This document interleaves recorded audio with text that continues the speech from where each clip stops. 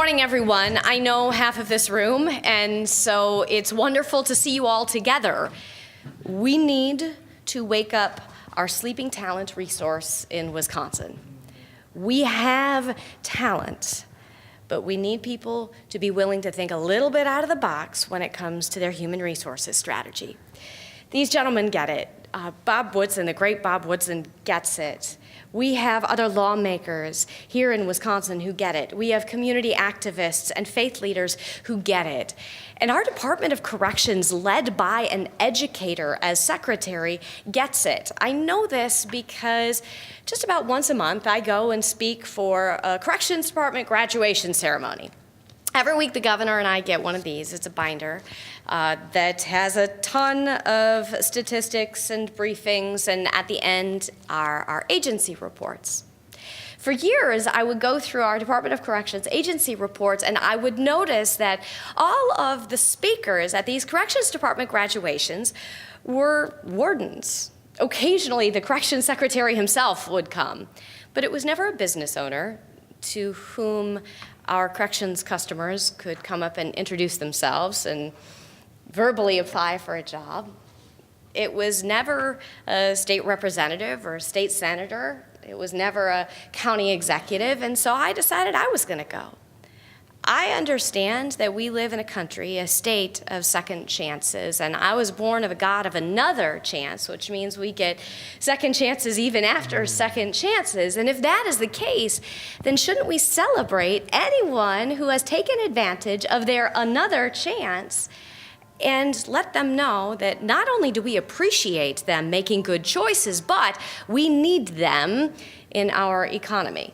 We need them to take one of our 85,000 open jobs. A couple years ago, I used to drag around with me pretty much everywhere I went the American Enterprise Institute's white paper collection called Poverty in America. I retired that one a few months ago, and now I carry around WPRI's collection of essays so that people understand that this is a key.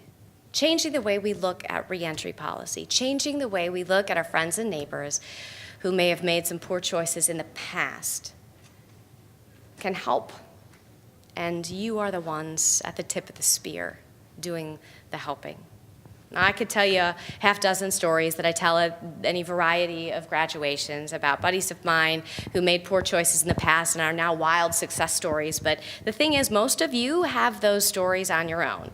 And most of you have an actual friend who is actually in your cell phone who you can call and get together for coffee with who has those types of experiences. That's why you're here. Our corrections secretary is the only one in state government who can grant a waiver to one of our customers to enter a different county than the one in which one of our folks committed their crime.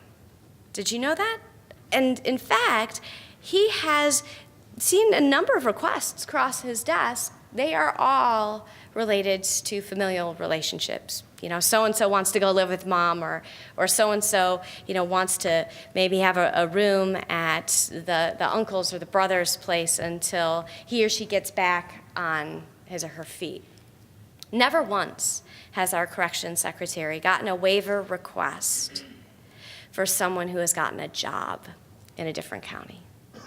I would love to get to the day where our corrections secretary is so overwhelmed by the stack of waiver requests to get a job. It's people in this room who can accomplish that.